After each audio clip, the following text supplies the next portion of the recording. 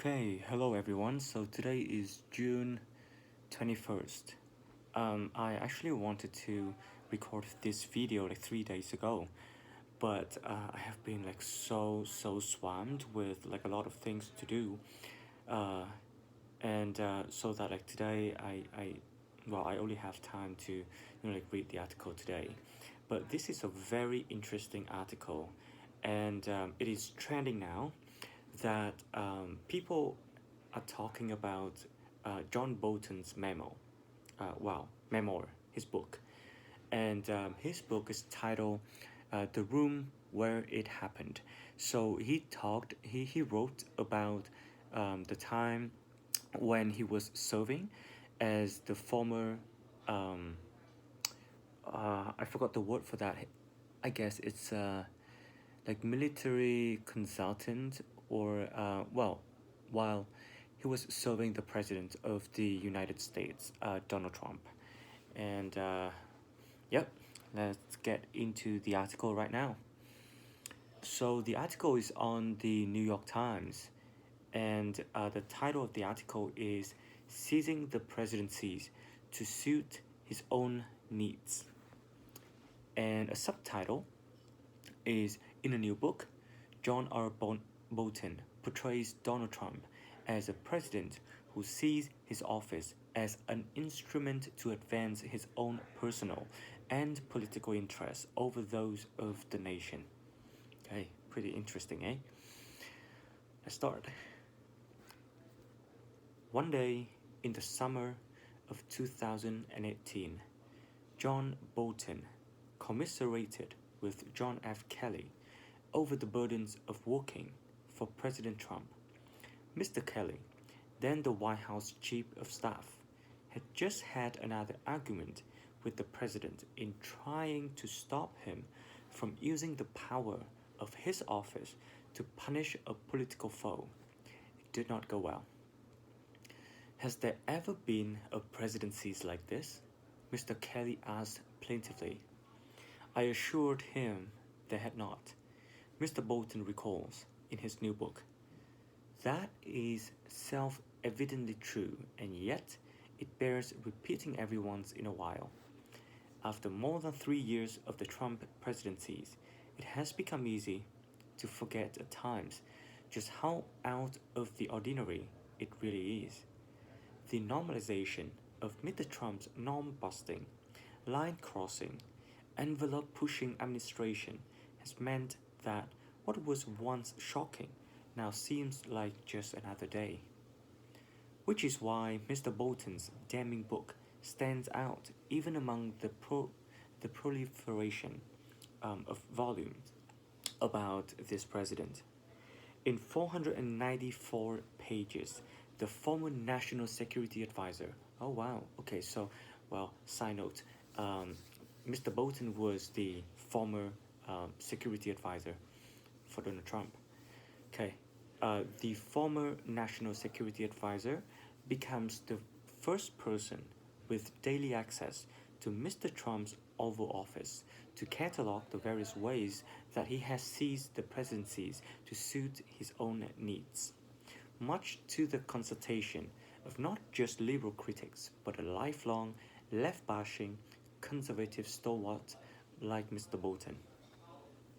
The portrait he draws in The Room Where It Happened, due out Tuesday, is of a president who sees his office as an instrument to advance his own personal and political interests over those of the nation. That is what got Mr. Trump impeached in the first place. But the book asserts his Ukraine scheming was no one off. The line between policy and politics, generally murky in any White House, has been all but erased in Mr. Bolton's telling. Decisions on trade, foreign policy, national security, law enforcement, and other issues are fashioned through the primes of what it will mean for Mr. Trump. Other presidents, at least, maintained the notion that there was a difference between presidential duty and campaign imperative, but as Mr. Bolton describes, Mr. Trump sees little need for pretense. Throughout my West Wing tenure, Trump wanted to do what he wanted to do based on what he knew and what he saw as his own best personal interests. Mr. Bolton writes in the book. At another point, he adds, I am hard pressed to identify and significant Trump, any significant Trump decision during my tenure that wasn't driven by re election calculations.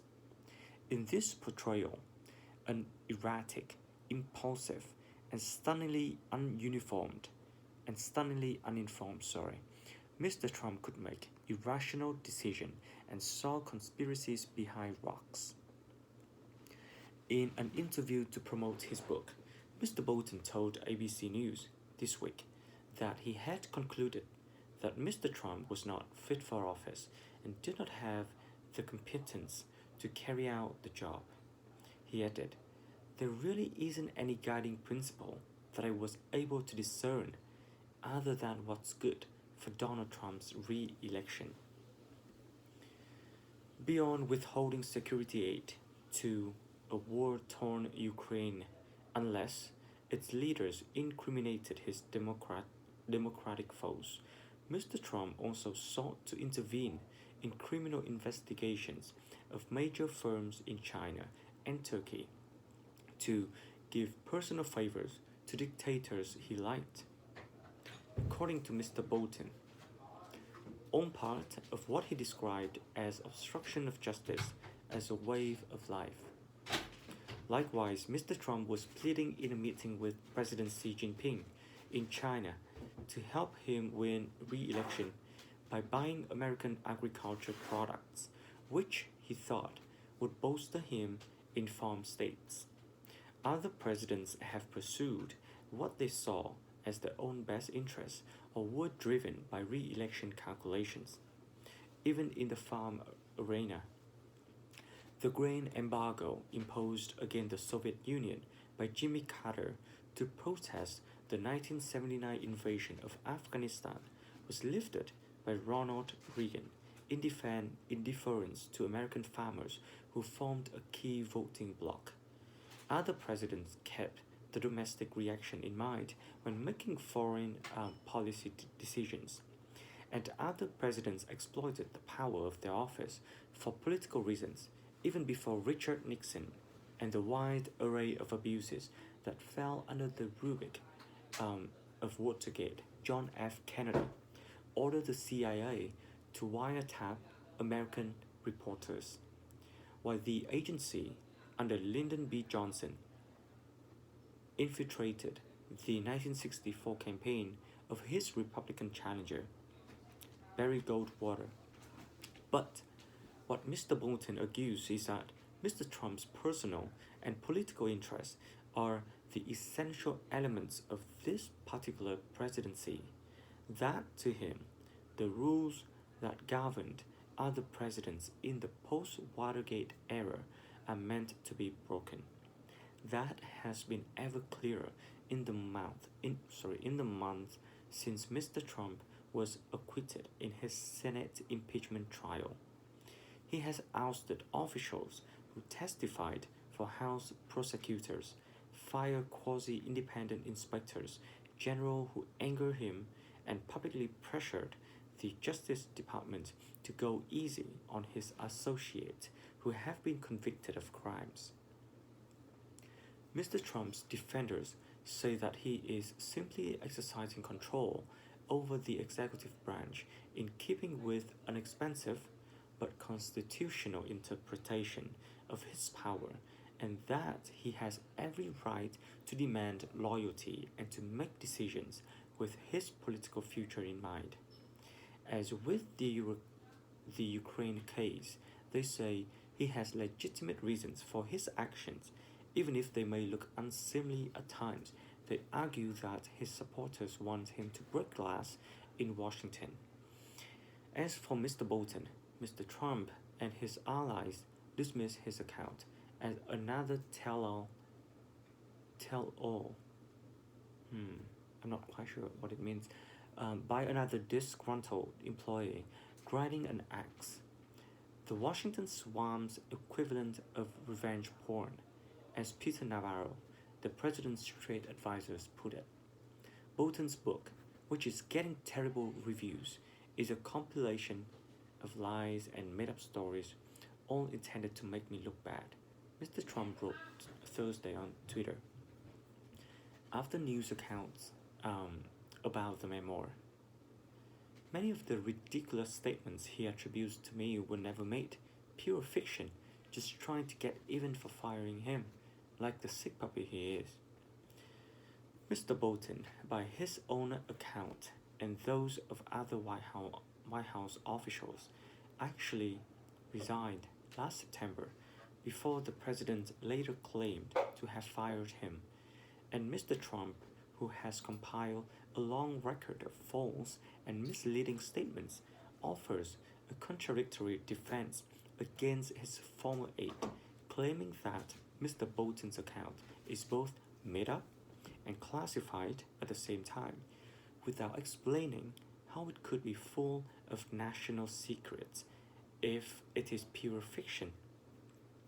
The White House effort to stop Mr. Bolton from publishing his memoir on the grounds that it contains classified information goes to the book's larger theme of turning the office into a tool for Mr. Trump's own gain. In short, the president has turned a process meant to safeguard the nation's secrets into a political cudgel against an advisor turned critic. Mr. Bolton submitted his book to the National Security Council for pre-publication review in December, as required of a former official, and participated in an extensive, months-long process with a courier employee making the changes requested until there were no more requests. But after the courier employee completed the review, which would have normally cleared the book for publication, Mr. Trump's political appointees, led by Robert C. O'Brien, his new national security advisor, stepped in. They ordered a new review and insisted there was more classified information still in the manuscript, exactly what they have not disclosed publicly. But Mr. Trump claimed this week that every conversation with him was highly classified, a fanciful notion that goes well beyond what most of his predecessors asserted.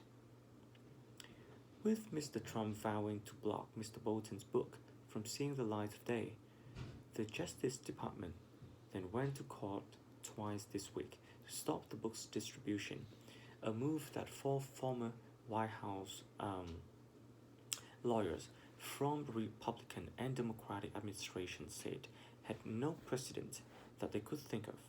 When no president enjoys revelatory books by former aides, they are across many have borne without employing the Justice Department as a weapon to punish perceived transgressors.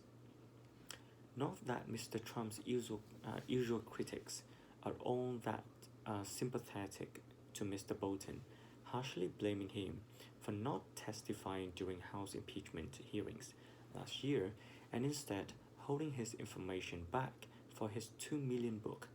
But some have seized on the material in the book, however, related, as confirmation of Mr. Trump's politicization of the office.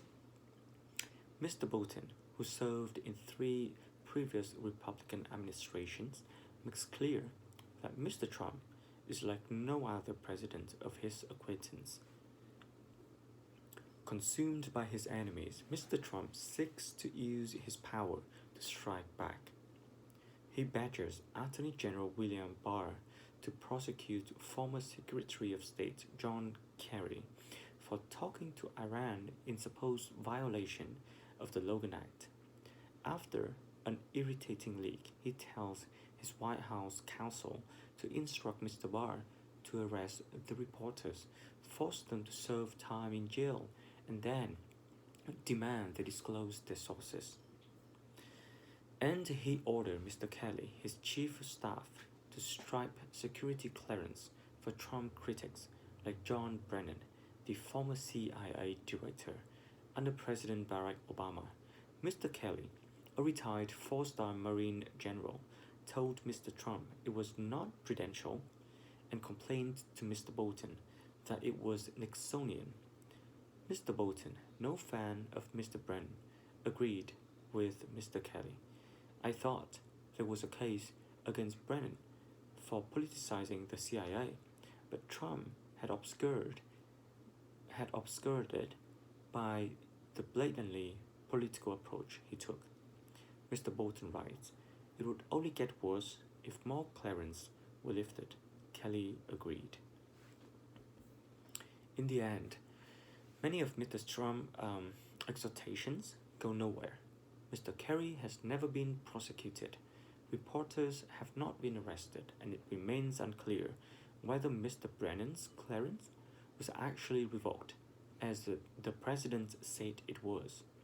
His defenders say Mr. Trump's critics make too much of flamboyant outbursts that actually do not result in action, that he is more bark than bite.